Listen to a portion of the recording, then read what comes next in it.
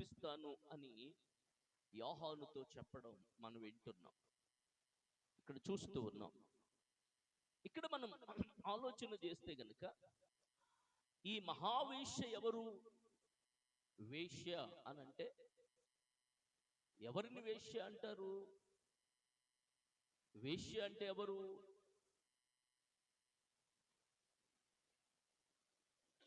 తెలుసా? వేశ్య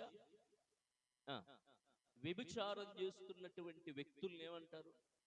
వేశ్య. భర్త ఉండి కూడా భర్తను వదిలిపెట్టి, భార్య ఉండి కూడా భార్యను వదిలిపెట్టి అక్రమ సంబంధాలు పెట్టుకున్నటువంటి వ్యక్తుల్ని వేశ్యలు అని అంటారు లోకం అని. ఇప్పుడు ఈ వేశ్య అంటే బాహ్యముగా ఒక స్త్రీ కాదు.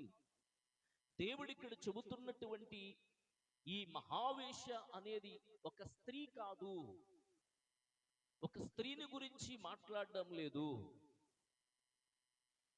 ప్రియులారా, ఇక్కడ సూచనగా మాట్లాడుతున్నాడు దేవుడు. ఎలాగా? సూచనగా చెబుతున్నాడు. ఇక్కడ గమనిస్తే ఇక మనం ముందుకెళ్తే ఇక్కడ కనబడుతుంది 2వ వచనంలో, భూరాజులు ఆమెతో వ్యభిచరించిరి, భూనివాసులు ఆమె వ్యభిచార మధ్యములో మత్తులయ్యిరి. ఏమంట? భూరాజులు అంటే ఈ మహావేశ్య ఎవరితో వ్యభిచారం చేసింది అనంటే భూరాజులతో చేసింది. భూరాజులతో చేసింది. జారత్వము అనంటే వివాహము కాకుండా చేసేది, వ్యభిచారము అనంటే పెళ్ళైన తర్వాత చేసేది. ఈ రోజున ప్రియులరా, కుటుంబాలు అక్రమ సంబంధాలలో పడి భర్తను వదిలిపెట్టి భార్యను వదిలిపెట్టి అక్రమ సంబంధాలు పెట్టుకుని కుటుంబాలు పతన పరిస్థితికి వెళ్ళిపోతున్నాయి. అందువల్లనే అనేక మంది చంపబడుతున్నారు. అనేక మంది చంపబడుతున్నారు. మొన్నే ఒక న్యూస్ చూశాను. రెడ్ హ్యాండ్గా పట్టుకున్న భార్య పట్టుకుని అక్కడికక్కడే పీక్కు చంపేశాడు. ఈ రోజున అక్రమ సంబంధాలలో వెళుతున్నటువంటి వ్యక్తులు, ఈ అక్రమ సంబంధం ఏమైనా సుఖాన్ని ఇస్తుందా? ఈ అక్రమ సంబంధం ఏమైనా తెచ్చిపెడుతుందా అనంటే తప్పకుండా తెచ్చిపెడతాది. ఏంటో తెలుసా? రోగాలు. హల్లెలూయా. పరిశుద్ధతను కాపాడుకుని, నీతిని కాపాడుకుని ఎవరో లోకస్తులు చేశారు అంటే వాళ్ళకి మనకి సంబంధం లేదు. నేను చెప్పేది ఏంటినంటే, ఎవరి గురించి చెబుతున్నాను అనంటే లోపలున్న వ్యక్తుల గురించి మాట్లాడుతున్నాను. దేవునికి స్తోత్రం. లోపలున్న వ్యక్తులు ఎవరు అనంటే యేసయ్య నమ్ముకుని యేసయ్య బిడ్డలుగా జీవిస్తూ మేము కూడా క్రీస్తు బిడ్డలమే అనంటూ సంఘములో ఒక సభ్యత్వాన్ని సంపాదించుకుని, సంఘములో ఒక పేరు కలిగి, సంఘములో ఒక రీతిగా నిలబడినటువంటి వాళ్ళు అక్రమ సంబంధాల్లో తిరుగుతూ ప్రియులరా దేవునికి ఆయాసం కలిగిస్తూ విచ్చలవిడి జీవితానికి కట్టుబడినటువంటి వాళ్ళ గురించి దేవుడు మాట్లాడుతున్నాడు. Praise the Lord. హల్లెలూయా చెప్పాలి. హల్లెలూయా. భక్తి అంటే ఆసమాషి కాదు. భక్తి అంటే ఒక పద్యము లాంటిది. పరిశుద్ధతను కాపాడుకుని, నీతిని కాపాడుకుని ప్రియులరా మన ఆత్మీయ జీవితాన్ని క్రీస్తు కొరకు త్యాగము చేసేటటువంటి రీతిగా మన ఆత్మీయ జీవితాలు కట్టబడాలని దేవుడు కోరుతున్నాడు. Praise the Lord. ఇవి ఎవరితో వ్యభిచరించిందయ్యా అనంటే భూనివాసులు, భూరాజులతో. భూనివాసులు ఆమె వ్యభిచార మద్యము. ఇదొక మద్యం, ఇదొక మత్తు. వ్యభిచారం అనేది ఒక మత్తు. ఈ మత్తులో పడ్డాడు అంటే ఈడు భార్య పిల్లను పట్టించుకోడు. ఈ మత్తులో పడ్డంది అనంటే ఇక భర్తను పిల్లలను పట్టించుకోదు. ఇది ఒక రకమైనటువంటి మత్తిది. ఎంతో మంది మత్తులో పడి కుటుంబాల్ని నాశనం చేసుకుంటున్న వాళ్ళు, ఎంతో మంది ఈ మత్తులో చిక్కుకుని కుటుంబాన్ని పతనం చేసుకుంటున్న వాళ్ళు. Praise the Lord. హల్లెలూయా. జాగ్రత్త సుమి. ఈ పాపము, ఈ వ్యభిచారము, ఈ అక్రమాలు అనే అనేటటువంటి మత్తు వదిలిపెడితే తప్ప క్రీస్తు నీలో నివసింపలేడు. Praise the Lord. Hallelujah, hallelujah. ఈ మత్తు వల్ల అనేక కుటుంబాలు ఏమవుతున్నాయి? నాశనం అయిపోతున్నాయి. కుటుంబాలు నాశనం అయిపోతున్నాయి. నేనంటాను, ఇది నీతో పోదు, ఇది నీతో పోదు. రేపొద్దున్న నీ పిల్లని నెత్తి మీద కూర్చుంటది నువ్వేది చేస్తున్నావో. Praise the Lord. ఇది నీతో పోదు, ఇది మనతో పోదు ప్రియులరా. ఏది పాపమైనా, ఏది మంచి అయినా, ఏది చెడైనా, ఏది అన్యాయమైన, మోసమైన, అక్రమమైన, వ్యభిచారమైన, జూదమైన, ఏదైనా రేపొద్దున్న నీ పిల్లలు అనుభవిస్తారు. జాగ్రత్త. Praise the Lord. Hallelujah, hallelujah. ఈ విషయంలో మన పరిశుద్ధత జాగ్రత్త, ఈ విషయంలో మన నీతి జాగ్రత్త. ఇక్కడ గమనిస్తే గనుక దేవుని వాక్యం ఏమంటుంది అంటే, మత్తులో ఉన్నారు. మత్తు, త్రాగుడు అనే మత్తు, జోదము అనే మత్తు, చుట్టా బీడి సిగరెట్టు అనే మత్తు, రకరకాల మత్తులు, ప్రేమ అనే మత్తు. ప్రేమలో పడ్డాడంటాడు. ఎక్కడ పడ్డాడట? గోతులో పడితే బాగుండు. ఎందులో పడితే? ఈ మత్తులు వదిలిపెట్టాలి. దేవునికి స్తోత్రం. హల్లెలూయా, హల్లెలూయా. జీవితాలు సరైపోతాయి, జీవితాలు సెట్ అవుతాయి. మన ఆత్మీయ జీవితములో క్రీస్తు ప్రేమ మన మీద కుమ్మరించబడి దేవుని కొరకు నిలిస్తే దేవుడు తప్పక మనలను బలపరిచే దేవుడు ఆయన. జాగ్రత్త యవన పిల్లలారా, మీ యవనం జాగ్రత్త, మీ పవిత్రత జాగ్రత్త, మీ నీతి జాగ్రత్త, మీ పరిశుద్ధత జాగ్రత్త. ఏమాత్రము కాలు జారారా ఇక జీవితం పతనమైపోతుంది. ఏమాత్రం రాంగ్ స్టెప్ వేశారా మీ జీవితం భయంకరంగా మారిపోతుంది.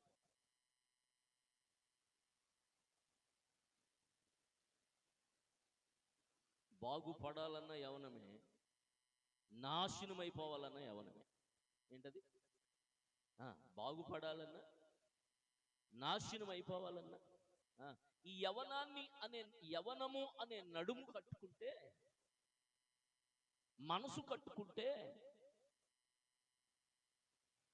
దేవుడు నిన్ను ఆశీర్వదిస్తాడు.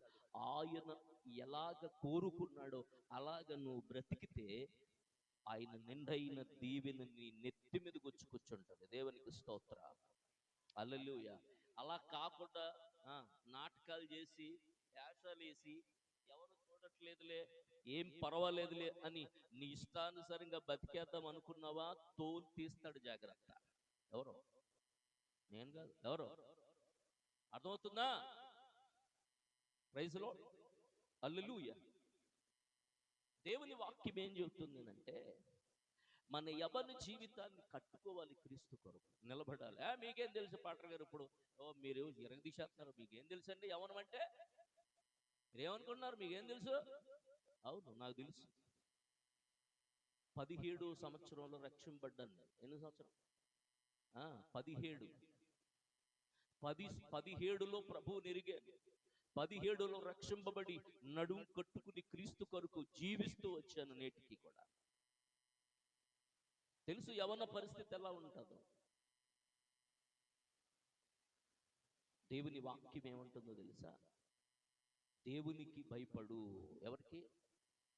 మనుషులకు కాదు, మనుషులకు కాదు, దేవునికి భయపడు.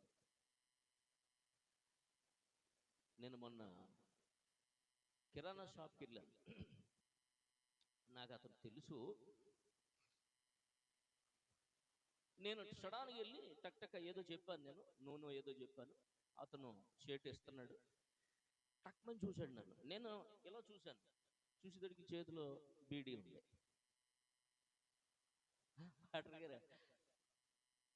నేనన్నా పర్లేదు అన్నాను. లేదు, కింద వదిలేసాడు. కింద వదిలేసి కాల్చి ఇలా పామేస్తున్నాడు. పర్లేదన్న నవ్వుతో ఏం చేయాలి అర్థం కాదు. నేను అన్నాను, మనుషులకు కాదు దేవునికి భయపడు. ఎవరికి? నేనేమన్నా అంటానని భయం వచ్చింది నీకు? నాకు భయపడొద్దు. ఎవరికి భయపడాలి? దేవునికి భయపడు. Praise the Lord. హల్లెలూయా. కనుక ఇక్కడ గమనిస్తే గనుక ఈ ఈ ఈ మత్తులో ఉన్నటువంటి పరిస్థితి మూడవ వచనంలో, అప్పుడు అతడు ఆత్మవశుడనైన నన్ను అరణ్యమునకు కొనిపోగా దేవదూషణ నామములతో నిండుకుని 7 తలలను 10 కొమ్ములను గల ఎర్రని మృగము మీద కూర్చుండిన ఒక స్త్రీని చూచి తిని. ఆగాలి. గమనిస్తే యోహాను ఆత్మవశుడయ్యాడు. ఏమయ్యాడు? యోహాను ఆత్మవశుడనయ్యాను, నన్ను అరణ్యమునకు కొనిపోగా. దేవుడు ఎక్కడికి కొనిపోయాడట?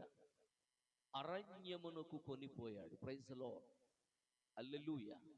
అరణ్యమునకు కొనిపోగా దేవదూషణ నామములతో నిండుకుని. ఆగాలి. దేవదూషణ నామములతో నిండుకుని. ఏ దూషణట? దేవదూషణ. దేవదూషణ అంటే దేవుణ్ణి దూషించడం. దేవదూషణ అనే నామములతో నిండుకున్న 7 తలలను 10 కొమ్ములు గల ఎర్రని మృగము మీద కూర్చుండిన ఒక స్త్రీని చూచి తిని. ఏంటది? 7 తలలు 10 కొమ్ములు. ఏంటి? మీకు అర్థమైపోవాలి. 7 తలలు అనగా 7 తలలు అనగా 7 సామ్రాజ్యములు. 10 కొమ్ములు అనగా 10 కొమ్ములు అనగా 10 మంది రాజులు. 7 తలలు 7 సామ్రాజ్యములు, 10 కొమ్ములు 10 మంది రాజులు. రాజులు అనంటే ఇప్పుడు వీరు సపరేట్గా వచ్చే రాజులు అన్నమాట. 10 మంది. క్రూర మృగము, ఎర్రని మృగము మీద కూర్చుండిన మృగం ఎవరు? చెప్పాలి. మృగం ఎవరు? క్రీస్తు విరోధి.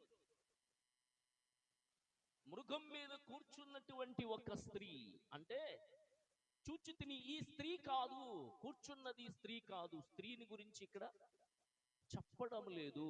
ఎవరు? ఎవరిమే? చెప్పాలి. ఎవరిమే? స్త్రీ కాదు. ఎవరు? ఎవరు అనంటే ముందుగా మనం చూద్దాం. ఆ స్త్రీ ధూమ్ర రక్తవర్ణములు గల వస్త్రము ధరించుకుని బంగారముతోనూ రత్నములతోనూ నృత్యములతోనూ అలంకరించబడినదై ఏహ్యమైన కార్యములతోనూ తాను చేయుచున్న వ్యభిచార సంబంధమైన అపవిత్ర కార్యములతోనూ నిండిన ఒక సువర్ణ పాత్రను తన చేత పట్టుకునియుండెను. Praise the lord. ఇప్పుడు మీకు చెప్తున్నది స్త్రీనిగా మీరు ఆలోచించవద్దు. స్త్రీ కాదు, సూచన ప్రాయంగా దేవుడు ఇక్కడ మాట్లాడుతున్నాడు. ధూమ్ర రక్తవర్ణములు గల వస్త్రము. ఏ వస్త్రం అంట? ఈ వస్త్రము దేనికి సూచనగా కనబడుతుంది అనంటే అధికారమునకు సూచన. దేనికిది? అధికారమునకు సూచనగా కనబడుతున్నటువంటిది. రత్నములతో అంటే బంగారముతో, మామూలుగా లేదు, బంగారముతో రత్నములతోనూ నృత్యములతోనూ అలంకరించబడినదై హేయమైన కార్యములతో తాను చేయుచున్న వ్యభిచార సంబంధమైన అపవిత్ర కార్యములతో నిండిన ఒక సువర్ణ పాత్ర తన చేత, సువర్ణ పాత్ర, బంగారు పాత్ర తన చేత పట్టుకుంది. ఏహ్యమైన కార్యములు, అసహ్యమైన కార్యములు, అసభ్యకరమైన కార్యములు, ప్రియులారా గమనించాలి. అసహ్యమైన కార్యాలు జరిగిస్తున్నటువంటి ఒక స్త్రీని గురించినట్లుగా దేవుడు ఇక్కడ మాట్లాడుతూ ఉన్నాడు. పట్టుకుని ఉంది అని మాట్లాడుతూ, ఇప్పుడు మీకు అర్థమవలసింది చూడండి. దాని నొసట దాని పేరు ఇలాగ రాయబడి ఉండెను, మర్మము వేశ్యలకును భూమిలోని ఏహ్యమైన వాటికిని తల్లి అయిన మహాబబులోను. Praise the lord. ఇప్పుడు ఈ వేశ్య ఎవరు? మహాబబులోను. స్త్రీ అని ఇక్కడ చెప్పబడినట్లుగా స్త్రీ కాదు గాని ఏదిది అనంటే మహాబబులోను. దాని నొసట దాని పేరు ఇలాగ రాయబడినట్లు బడిను, మర్మము. మర్మమంట వేశ్యలకు భూమిలోని హేయమైన వాటికి తల్లి అయిన మహాబబులోను. వేశ్య, హేయమైన కార్యాలు, అసహ్యమైనటువంటి కార్యాలు జరిగిస్తున్నటువంటిది ఏది అనంటే మహాబబులోను. Praise the lord. ఏంటిది? మహాబబులోను. బబులోను గురించి మాట్లాడుతున్నాడు. అసలుకి బబులోను ఎక్కడది అసలు? ఎందుకు ఈ బబులోను గురించి దేవుడు మాట్లాడుతూ వచ్చాడు? అది వేశ్య అని ఎందుకన్నాడు? ఎందుకు చెప్పాడు అక్కడ? ఎందుకు చెప్పబడింది? కారణం ఏమిటి అని ఆలోచన చేస్తే ఆదికాండం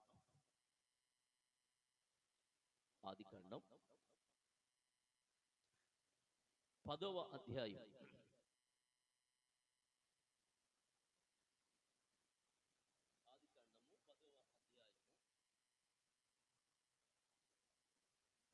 6వ వచనం నుండి చదువుదాం. హాము కుమారులు కూషు. అమ్మా ఎక్కడికి?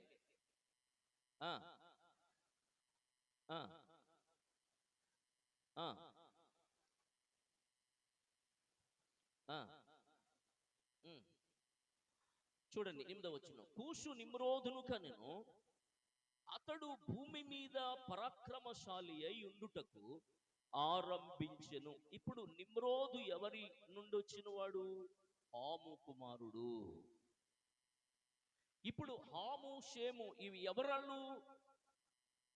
నోవాహు కొడుకులు. అర్థమైందా? ఈ హాముకు పుట్టినటువంటి వాడు నిమ్రోదు. ఇతడు ఎలాంటి వాడట? పరాక్రమశాలి అయి ఉండుటకు ఆరంభించాడంటే ఇతడు చాలా పరాక్రమము కలిగిన వాడు. Praise the lord.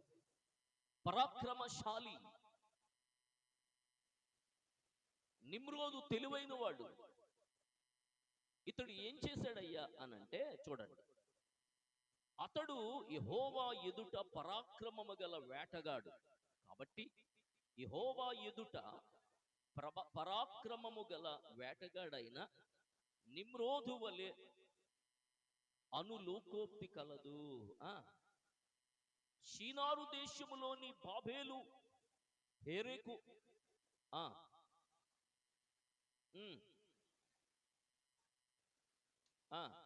ఆ దేశములో నుండి అషూరుకు బయలుదేరి వెళ్ళి నినివేను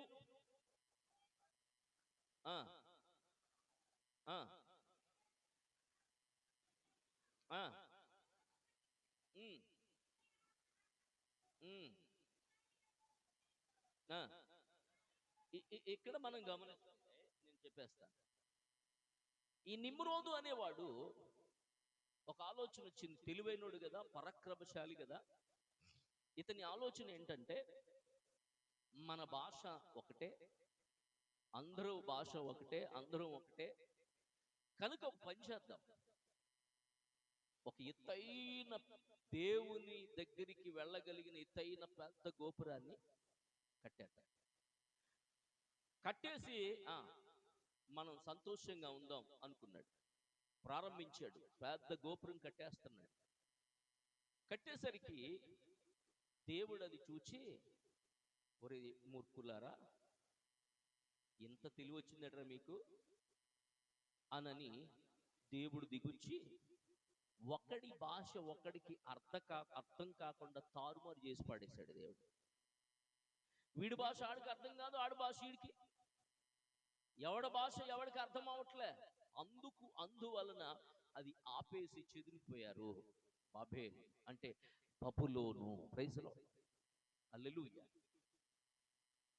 అందులో నుంచి వచ్చినటువంటి ఈ వ్యక్తి ఇక్కడ మహాబబులోను వేశ్య అని చెప్పబడుతున్నట్లుగా చూడండి 16వ వచనం. ఉమ్, ఉమ్, ఉమ్, ఆ, ఆ, ఆ,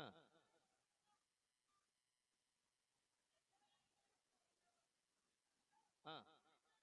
చాలా ఇక్కడ గమనిస్తే గనుక ఈ ఈ నిమ్రోదు ఆ గోపురం కట్టు ప్రారంభించినప్పుడు దేవుడు దిగొచ్చాడు, తారుమారు చేసి పడేశాడు. ఇక్కడ మనం సీనారు దేశము అని మనం చూస్తా ఉన్నాం.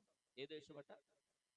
ఆ, అసలుకి ఎందుకు ఈ వేశ్య బబులోను అని దేవుడు ఎందుకు చెప్పాడు, దాన్ని నాశనం చేస్తానని ఎందుకు అన్నాడు అనంటే, మనం గమనిస్తే గనుక యెహోషువ గ్రంథం 6వ అధ్యాయము, యెహోషువ గ్రంథం 6వ అధ్యాయము చూడండి 16వ వచనం.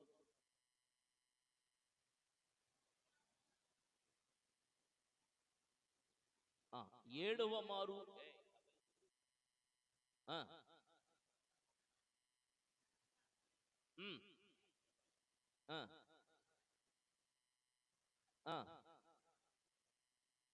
ఈ పట్టణమును దీనిలోనున్నది యావత్తును యెహోవా వలన శపించబడిను. రాహాబు అను వేశ్య మనము పంపిన దూతలను దాచిపెట్టిన గనుక ఆమెయు ఆ ఇంటనున్న వారందరూ మాత్రమే బతుకుదురు. ఇక్కడ గమనించాలి, ఇరుకో పట్టణము శపించబడింది. ఎందుకు శపించబడింది అనంటే, ఎరుకో అనే మాటకు సువాసనే అని అర్థం, కానీ ఎక్కడ సువాసన అక్కడ లేదు. శపించబడిన ప్రాంతం అది. దాన్ని తగలబెడదాం అనుకుని మొత్తం మీద దేవుడు ప్లాన్ చేశాడు. ఈ రాహాబు వేశ్య తప్ప ఎవ్వరు కూడా ఆ పట్టణంలో బ్రతికిలేరు. ఆమె దేవుణ్ణి తెలుసుకుంది, పశ్చాత్తాపపడింది, మార్పు చెందింది, తన ఇంటికి అనేకులను తెచ్చుకుంది, తాను ఇంటి వారు బ్రతికారు. ఇది అయిపోయింది. ఎరుకో దేవుడు వీళ్ళకి అప్పగించాడు. ఎరుకోను దేవుడు వీళ్ళకి అప్పగించాడు. అప్పగించిన తర్వాత మరొక పట్టణాన్ని దాటాలి. ఈ పట్టణం, ఆ పట్టణాన్ని దాటవలసి వచ్చేసరికి వీళ్ళు అంటారు కదా, అయ్యా ఆ పట్టణంలో 2-3 వేల మంది తప్ప ఇంకేముండరు, మనం కూడా 2-3 వేల మంది వెళితే సరిపోతుంది అని చెప్పినప్పుడు 2-3 వేల మంది వెళ్ళారు. వెళితే ఈ పట్టణస్థుల ఎదుట ఇశ్రాయేలులు చచ్చిపోయి వచ్చారు. దరిదాపు 36 మంది పైన చనిపోయారు. చనిపోయి, అరే ఎందుకు చనిపోయారు, ఎందుకు ఇలా జరిగింది అని యెహోషువ దేవుని దగ్గర ప్రార్థన చేస్తా ఉన్నాడు. దేవుని దగ్గర ప్రార్థన చేస్తూ అయ్యా ఎందుకు ఇలా జరిగింది చూడండి ఒకసారి మీరు 17వ వచనం. ఈ పట్టణమును దీనిలోనున్నది యావత్తు యెహోవా వలన శపించబడిను. రాహాబు అను వేశ్య మనము పంపిన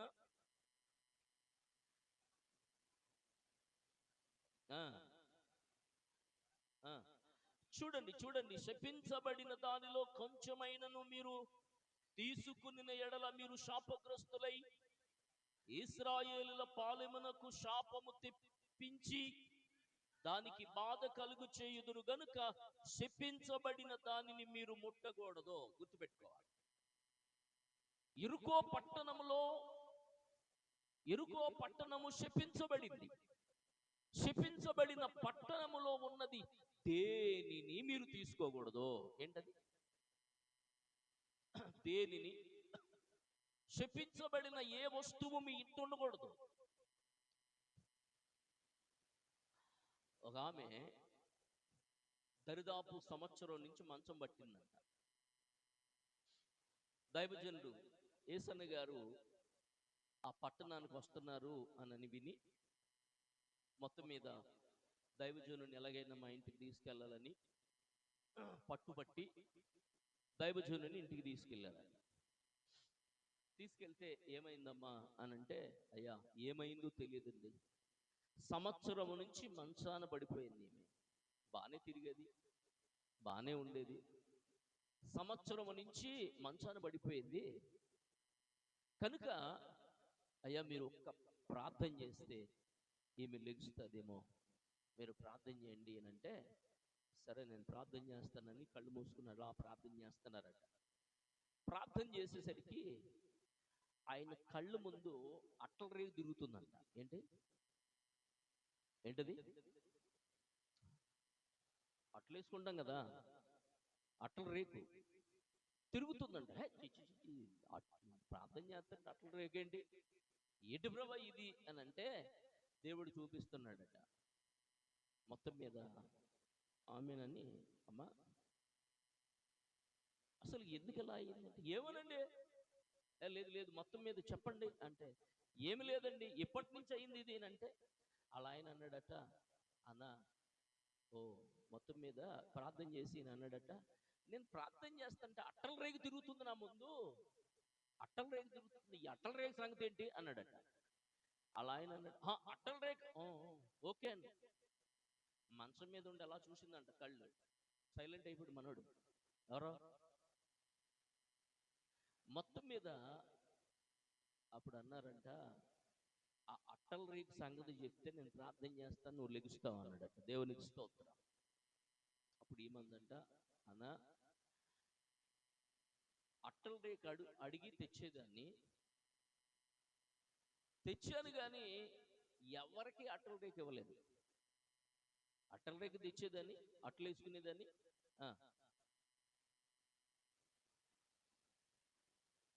ఇచ్చేవాడిని కాదు, ఇచ్చేదాన్ని కాదు. మొత్తం మీద అట్టల రేకులన్నీ అటుకు మీద ఉన్నాయి. ఎక్కడున్నాయి? అటుకు మీద ఉన్నాయి. ఏదన్నా ఇచ్చేసాను కదా అనేదట. అట్టల రేకు ఇచ్చేసిందేమో, ఎవరికి ఇచ్చాను అనుకునే వాళ్ళు అన్నమాట పాపం. లాస్ట్ అట్టల రేకు తెచ్చింది, అడిగిందంట ఆవిడ, లేదందంట, తెచ్చేసానందంట. ఆ అట్టల రేకుతో పడిపోయింది మంచం మీద. అప్పుడు అర్జెంటుగా ఎవరి రేకులు వాళ్ళకి ఇచ్చామంటారా అన్న అన్నాడు. నెత్తి మీద కుట్టేస్తారు నిన్ను ఇచ్చావంటే. ఇప్పుడు అట్టల రేకులు తీసుకెళ్ళి కోదట్లోను కాలంలోనే పాడే అవతల అన్నాడు. మొత్తం మీద పాడేసి ప్రార్థన చేస్తే ఆమె లేచి కూర్చుందటండి. దేవునికి స్తోత్రం, హల్లెలూయా. శపించబడింది ఏది నీ ఇంట్లో ఉండకూడదు. చివరికి సూదైనా, చివరికి ఏదైనా ఎవరిదైనా ఎరువు తెచ్చావునంటే ఇచ్చేయి. ఒకవేళ మర్చిపోయావనుకో, ఇచ్చేసాను అన్నావు అనుకో, ఏం పర్లేదమ్మా నేను మర్చిపోయాను, ఇచ్చేసాను అనుకున్నాను, ఇదిగో నీది దొరికింది, ఇదిగో తీసుకెళ్ళిపోను. శపించబడింది నీ ఇంటిలో ఏది ఉండకూడదు. ప్రైజ్ ది లార్డ్, హల్లెలూయా, హల్లెలూయా. గమనించాలి, ఇక్కడ దేవుడు ఏమంటున్నాడనంటే, యెరికోలో శపించబడింది ఏది ఉండడానికి వీలు లేదు. ఏంటది? శపించబడింది ఇంటిలో ఉండడానికి ఏది వీలు లేదు అని దేవుడు చెప్పాడు. చెప్పినప్పుడు ఈ శపించబడినటువంటి ఈ పరిస్థితిని దేవుడు ఖండితంగా చెప్పాడు. ఏమన్నాడు? 19లో, వెండియు బంగారమును ఇత్తడి పాత్రలను ఇనుప పాత్రలను యెహోవాకు ప్రతిష్ఠితములగును, వాటిని యెహోవా ధనాగారములో నుంచవలెను. చూడండి, వెండి గాని బంగారము గాని ఇత్తడి పాత్రలు గాని ఇనుప పాత్రలు గాని ఇవన్నీ ఎక్కడ ఉండాలట? యెహోవా ధనాగారములో, దేవుని మందిరములో ఇవి ఉండాలి. ఇవి దేవునికి, ఎందుకంటే ఇవన్నీ ఎవరివి? దేవునివి అని చెబితే, యాజకులు బూరలు ఊదగా ప్రజలు కేకలు వేసిరి. ఆ, ఆ, ప్రాకారము కూలిపోయింది. ఇది జరిగిన సంఘటన. ఆజ్ఞ ఏంటంటే శపించబడింది ఇంటిలో ఏది చెప్పాలి. శపించబడింది ఇంటిలో ఏది దేవుని ఆజ్ఞ. ఇప్పుడు ఆయి పట్టణం మీదకి వెళ్ళారు. ఇది ఎరుకో కూలిపోయినాక ఆయి పట్టణం మీదకి వెళితే 7వ అధ్యాయం చూడండి. 7వ అధ్యాయం మొదటి వచనం. శపితమైన దాని విషయంలో ఇశ్రాయేలును తిరుగుబాటు చేసి, ఎట్లనగా యూదా గోత్రములో జరాహు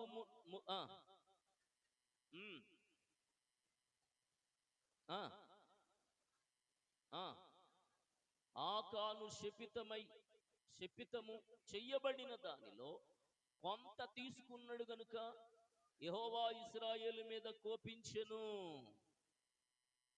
ఏంటంట? దేవుడేం చెప్పాడు? శపించబడింది నీ ఇంటిలో ఉండాల, ఉండకూడదు. శపించబడింది నీ ఇంటిలో ఏది ఉండకూడదు. ఉంటే శాపం. ఏది ఉండకూడదని దేవుడు చెబితే ఆకాను దాచుకున్నాడు. ఆయి పట్టణం మీదకి యుద్ధానికి వెళ్ళారు. చివరికి జయానికి బదులు అపజయం కలిగింది. కొంతమంది చచ్చిపోయారు. అప్పుడు యెహోషువ ప్రార్థన చేస్తా అంటాడు, ప్రభు ఏంటి గొడవ, ఎందుకు ఇలా జరిగింది అని అంటే 7వ వచనంలో చూడండి. శపితమైన దానిలో 5వ వచనంలో, అప్పుడు ఆయి వారు వారిలో 36 మనుషులను హతము చేసిరి. చూడండి ఎంతమంది చచ్చిపోయారట? 36 మంది చచ్చిపోయారు. తర్వాత 7వ వచనానికి వచ్చేద్దాం. అయ్యో ప్రభువా యెహోవా, మమ్మను నశింప చేయునట్లు అమోరీల చేతిలో మమ్మను అప్పగించుటకు ఈ జనులను యోర్దాను ఎందుకు నీవు దాటించితివి? మేము యోర్దాను అవతల నివసించుట మేలు.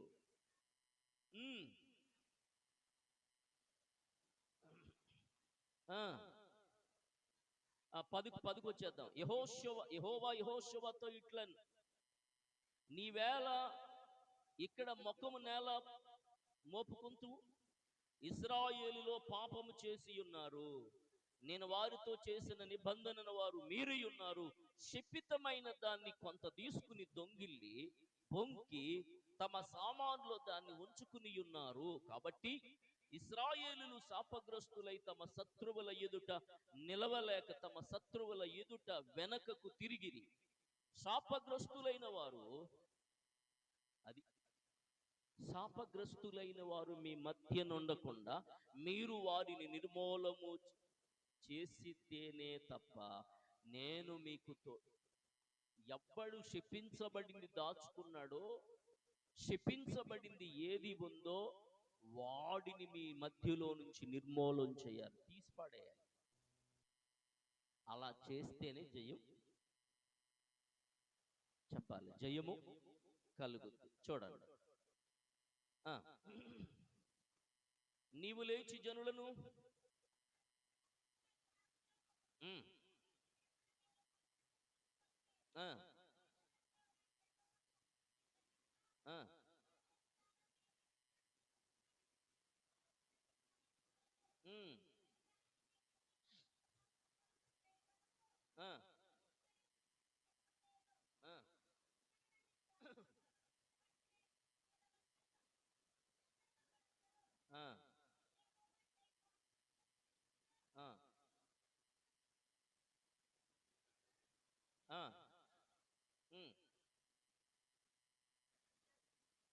చూడండి 27కి వచ్చేద్దాం. దోపుడు ఆకనంటాడు, దోపుడు సొమ్ములో ఒక మంచి సీనారు పై వస్త్రమును అండలం చేసుకోండి. దోపుడు సొమ్ములో ఒక మంచి సీనారు పై వస్త్రమును, చాలా సీనారు పై వస్త్రము అనంటే ఇది ఎక్కడిది అనంటే మహాబబులోను నుండి వచ్చిన వస్త్రం. ఎక్కడి నుంచి వచ్చింది ఇది? మహాబబులోను నుండి శపించబడిన ఈ వస్త్రం ఇది. ఆ వస్త్రాన్ని చూచినప్పుడు ఆకర్షింపబడ్డాడు. సీనారు వస్త్రం అనంటే ఎంత అద్భుతంగా ఉందో వస్త్రం, అది ఎంత అద్భుతంగా ఉందో. దాన్ని తీసుకుని దాచిపెట్టుకున్నాడు. దాంతో పాటు 200 తులముల వెండి, 50 తులముల ఎత్తుగల ఒక బంగారు కమ్మె. దాన్ని చూచి వాటిని ఆశించి తీసుకుంటుని. ఏమంటున్నాడు ఆకాను? ఆకాను ఏమంటున్నాడు? దాన్ని చూసి ఆశించి తీసుకున్నాను, ఆశించి తీసుకున్నాను. సీనారు వస్త్రమును తీసుకున్నాను. మనం చదువుకున్నాం ప్రకటన గ్రంథం 17వ అధ్యాయంలో. ఏమని? 4వ వచనం, ధూమ్ర రక్త వర్ణములు గల వస్త్రము ధరించుకుని బంగారముతోను రత్నములతోను ముత్యములతోను అలంకరించబడినదై. ఏ వస్త్రములంట? ధూమ్ర రక్త వర్ణములు, సీనారు వస్త్రము. మంచి ఆకర్షింపబడే వస్త్రం కదా. ఈ రోజున చక్కని వస్త్రాలు వేసుకుంటున్నారు. నిన్న అనుకుంటా మేము ఇక్కడికి వచ్చి కారులో వెళ్తున్నాం. అమ్మాయి తెలుస్తలేదు, అబ్బాయి తెలుస్తలేదు, అలా ఉంది. అమ్మాయా అబ్బాయా అన్నట్టుగా ఉంది. అమ్మాయిలేమో కటింగ్ వేస్తున్నారండి, అబ్బాయిలేమో పెంచేస్తున్నారు కదా. జుట్టు పెంచేస్తున్నారండి, వీళ్ళేమో కటింగ్ వేస్తున్నారు. అలా తయారైపోయారు. వస్త్రధారణ సరిగా ఉండట్లే, వస్త్రధారణ సరిగా ఉండట్లే. ప్రియులను గమనిస్తే ఈ సీనారు వస్త్రాన్ని తీర్చుకున్నాడు, దాచుకున్నాడు, తెచ్చుకున్నాడు, శపించబడ్డాడు. తాను చేసిన తప్పు, తాను తన కుటుంబం అంతా చంపబడ్డాడు. తనతో పోదు, తాను తన కుటుంబం అంతా రాళ్లతో రువి చంపబడ్డారు. ఇక్కడ అందుకే మహాబబులోను వేశ్య అని దేవుడు మాట్లాడుతూ ఉన్నాడు. ఎందుకు అనంటే ఆకర్షించింది, ప్రజలను నాశనం చేసింది. బబులోను భయంకరంగా చరిచింది. అందుకే మహాబబులోనికి నేను తీర్పు తీర్చబోతున్నాను అని దేవుడు మాట్లాడుతూ వస్తూ ఉన్నాడు. చూద్దాం తర్వాత. ఈ మహాబబులోను 5వ వచనం, 6వ వచనం, మరియు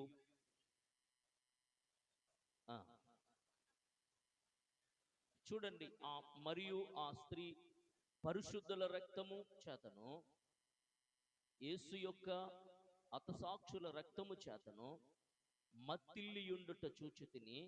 నేను దాన్ని చూచి బహుగా ఆశ్చర్యపడగా. వచ్చేవారం ధ్యానం చేసుకుందాం. ఈ 17, 18, 19 అధ్యాయాలు 5 పాఠాలుగా మనం ధ్యానం చేద్దాం. కళ్ళు మూసుకుందాం, ప్రార్థన చేసుకుందాం.